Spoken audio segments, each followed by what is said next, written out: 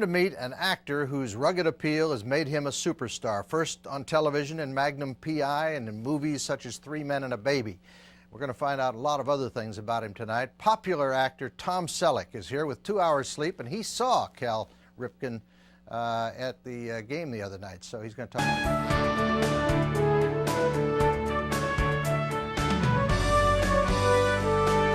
Why would I?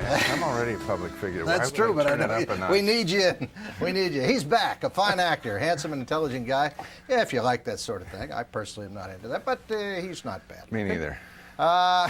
Where's he back from? He took a couple of years off, spent it with his family. He resumed his position as a top leading man. Recently, you saw him on a film. I saw you play a judge.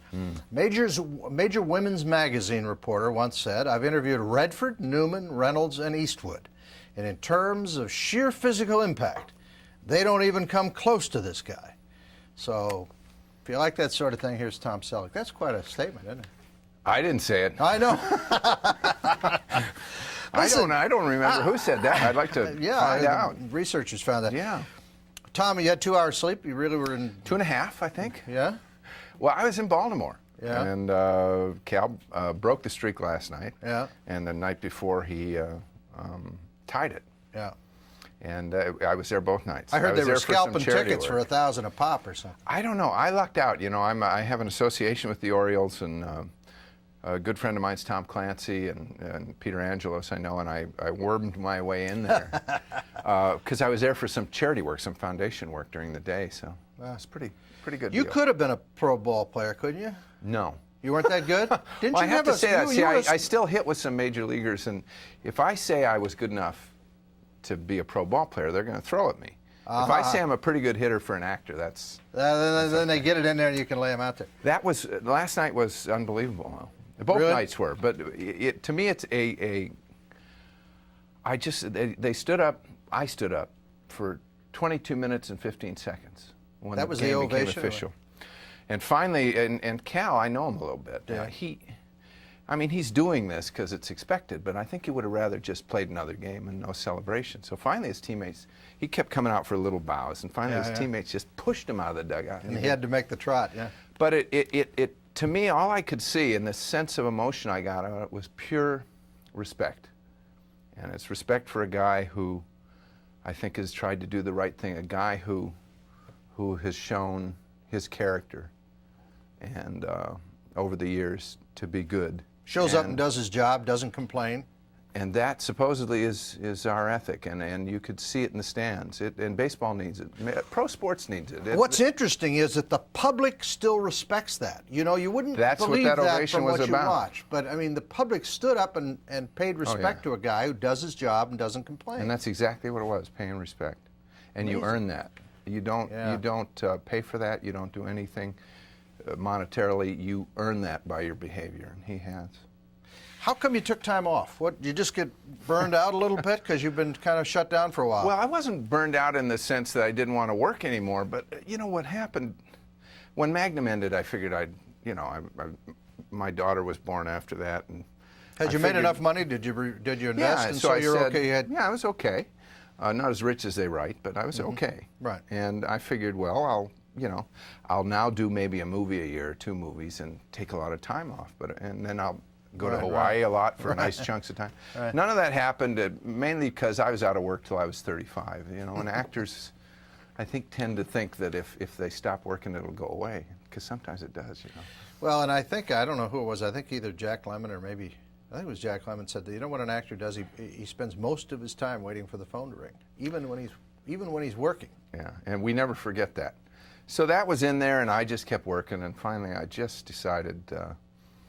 My daughter was 3. I wasn't neglecting her. How old is she? She's 6 now. She's 6. Yeah. So I took a year off, and a year turned into 3 simply because I just said to myself, look, I should be able to afford at this point in my life, in my professional life, to if I don't think something is good, because that's always been my standard, why do I want to do it? So I just stayed home and waited, and then as part of this judge came along and broken trust, and I've been getting a lot of good scripts. They happen to be small movies, and I like that because some of the best parts around are in movies that aren't necessarily what they call kind of high concept thing.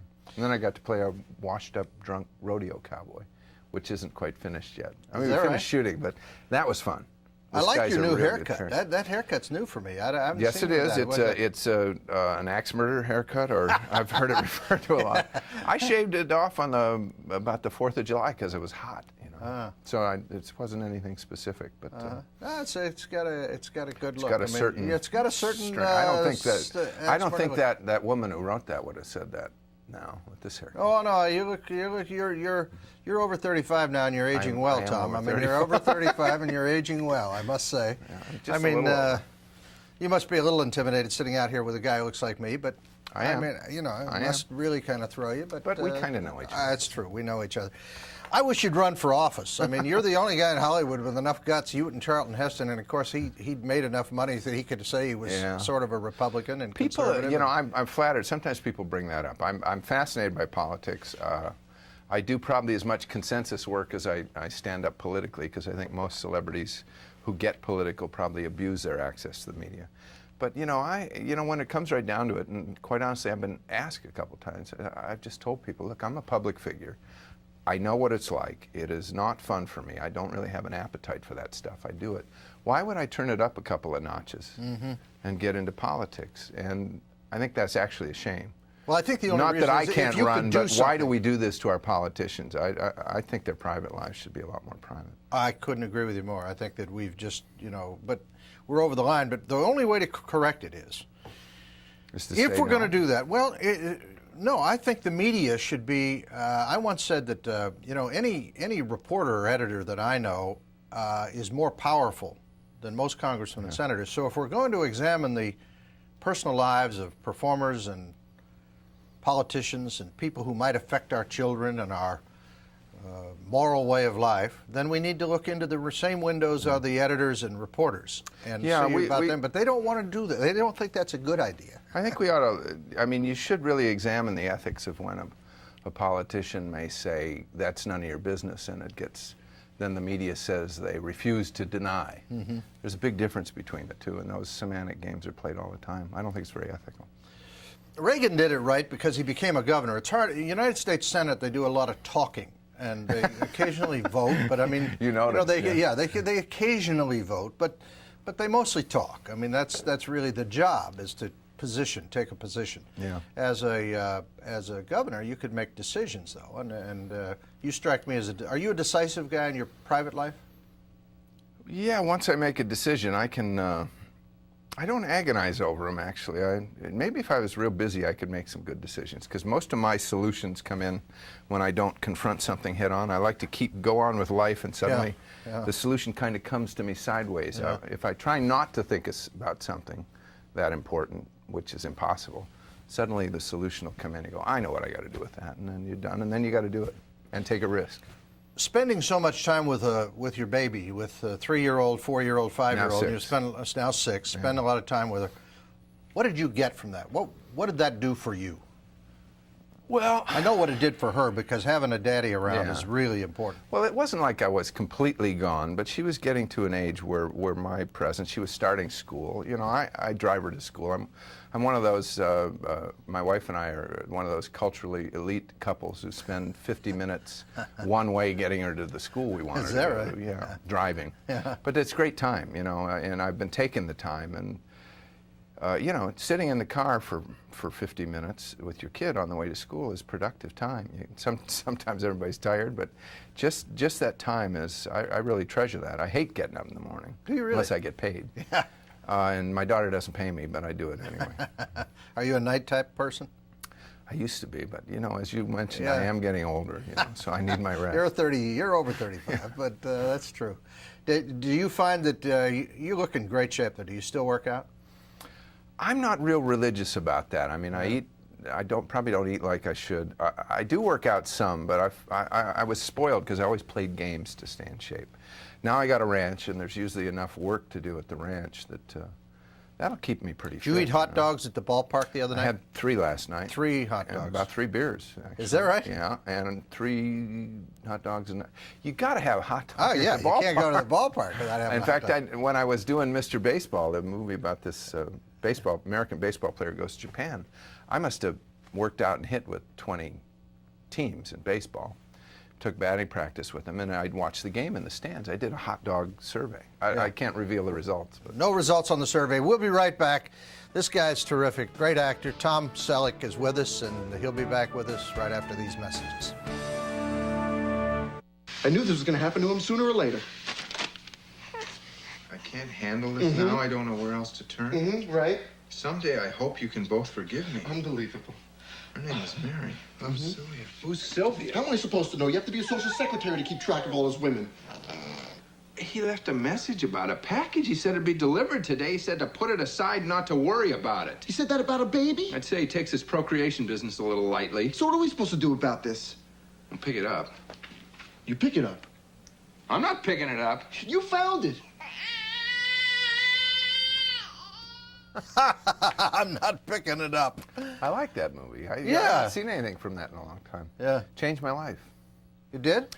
Well, yeah, in a lot of ways, because, up till then I was doing movies and they were pretty successful, but they said, can you really graduate from a series? And Right. since that was the #1 movie in the world and that year, and it kind of changed a lot of things. Yeah. Going back to do you like doing the big screen or television? I like acting. I probably, the nature of the medium is if you do a movie, you get more time off in between. If I did Magnum right now, I would be asleep. My daughter would be asleep when I went to work, and she'd be asleep when I got home. That's not acceptable. Is it true they're thinking of making Magnum into a film feature? We're thinking seriously about it. Universal was a little slow on the uptake, which really bugged me. But I've started to find out since they did all this thing about the takeover that Seagram's, that they were a little kind of conflicted with the Japanese ownership. So Tom Clancy wants to write a story for us, and he's a huge Magnum fan. It'd be a favor. And You've been to his house down there, and I went to his house down there. Yeah. His pistol range and his Yes, stuff. He's got some I can't reveal. No, I know. I've been there. Tom Clancy, terrific writer, good guy. Yeah. He's a friend of yours. He's a good friend. He's a good friend, and knows probably more lines from Magnum than I do. Is that right? Yeah. So, I mean, the idea of doing a feature film with Tom doing the story, and Magnum's still in like 90 countries, so we'll probably do it. Yeah. But only as a feature. Yeah.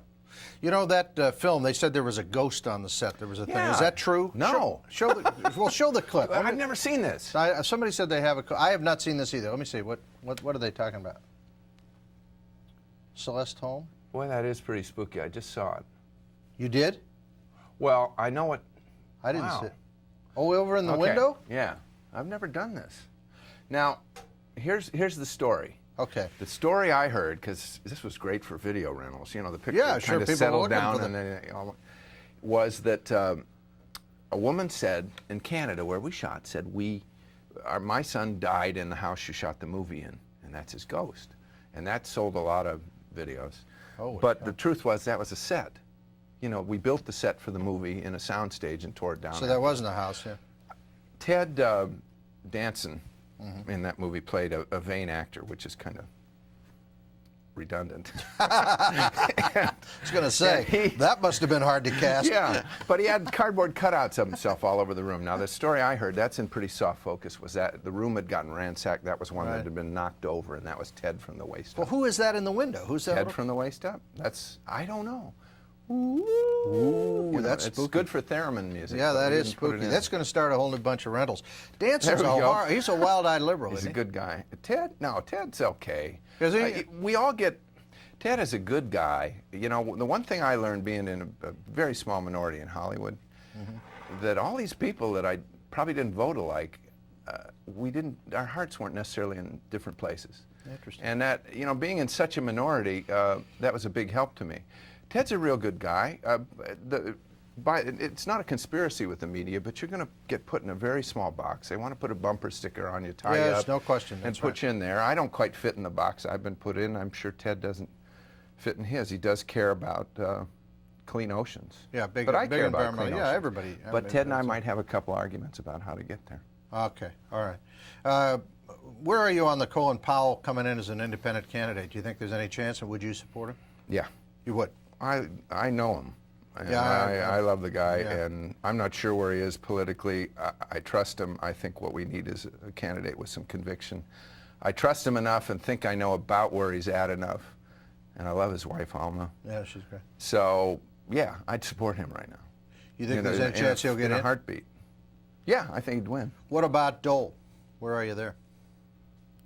I think he's the front runner, and I mean, this all matters a lot. It's going to change the course of the election. Well, it does. I mean, I want to know. I'm going to run through the whole litany. I'm going to throw some names at you and have you give me quick comments. Okay, let's go, Dole.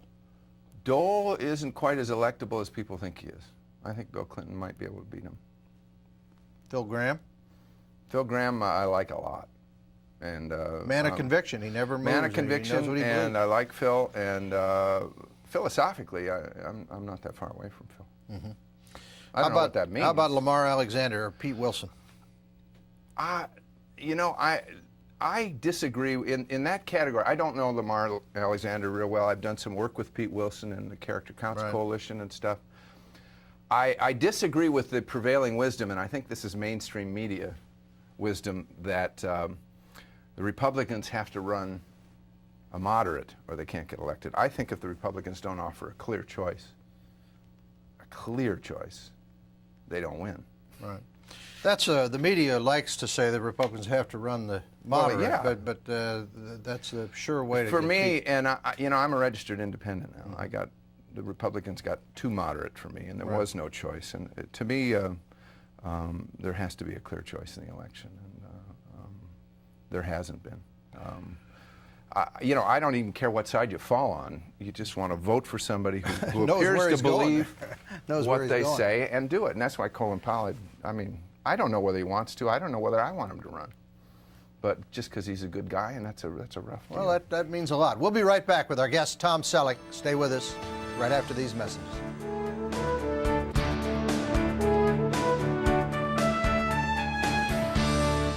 We're back talking with superstar Tom Selleck, who's decided to come out of semi-retirement, driving his daughter to school, and go back to actually working for a living. It's about time. I mean, 3 years of driving the kid to school.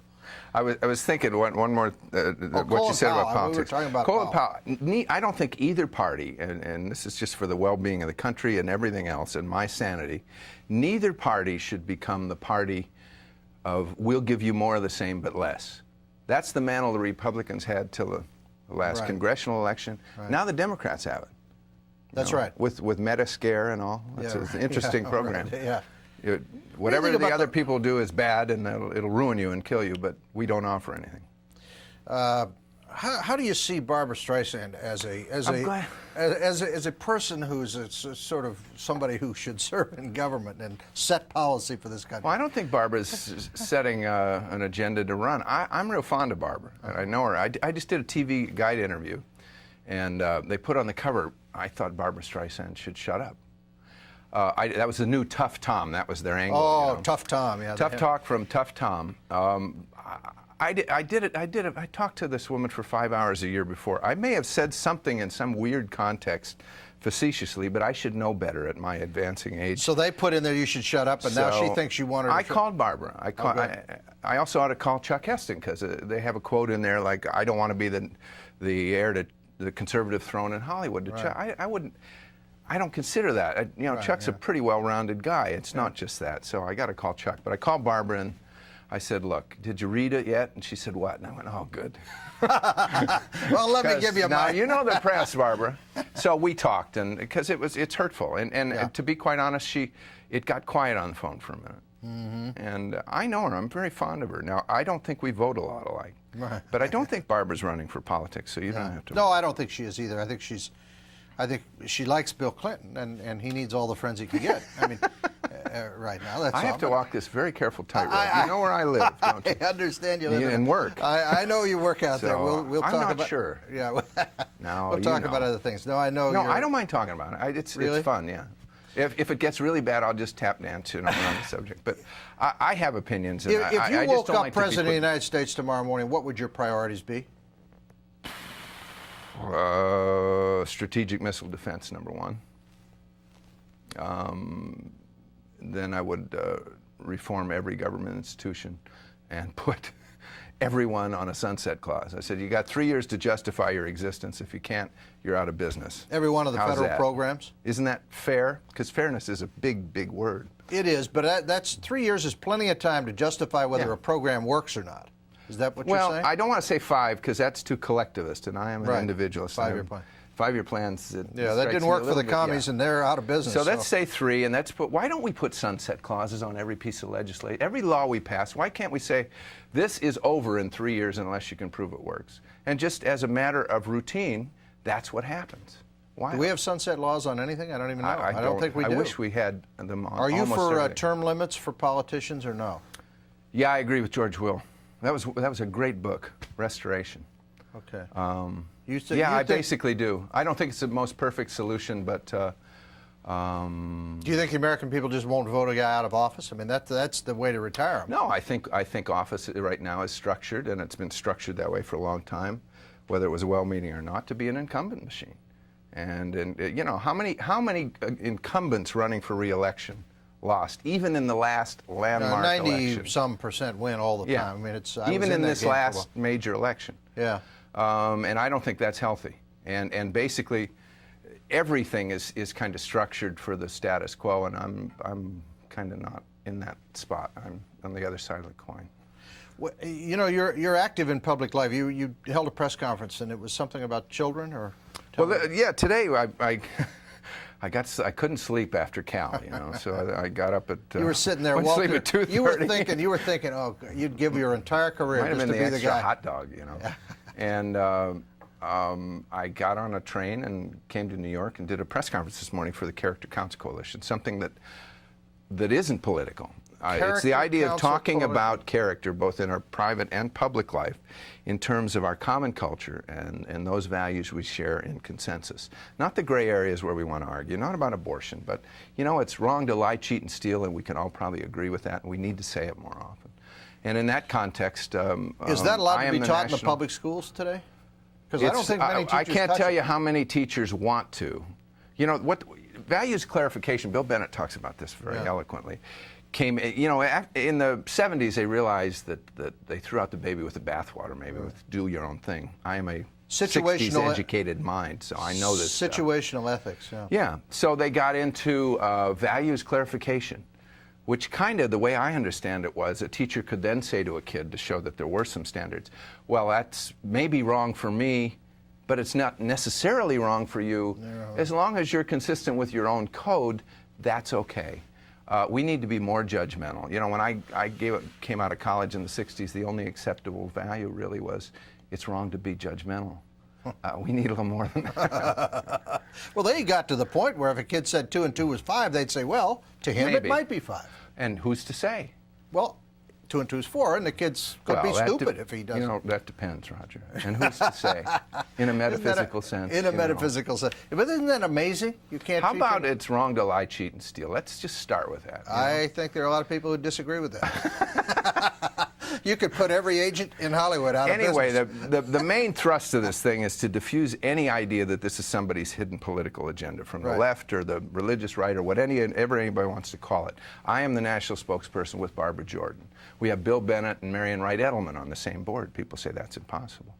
But we found some common ground. Okay, that's as long as you common can have ground. those bumper stickers, you can show consensus and get to substance rather than... And you can talk about, you can shed a little light on something rather than just heat, which is all the news media does. Right. Tom, you'd be a great talk show host. You'd be a great governor. If you ever want to do a talk show, state? you sit here. Do I have to do one of those carpetbagger things and go to another state? Go in California, because then you can go all the way. You can take one of those states all the way. It's tough from Wyoming, but it is easier from California. Yeah. You can do that. Tom, thanks. Great to see you. It's good All to right. see you. If you're in New York, come and sit in for me. Some nights I don't show up. You know what I mean? It'd scare me.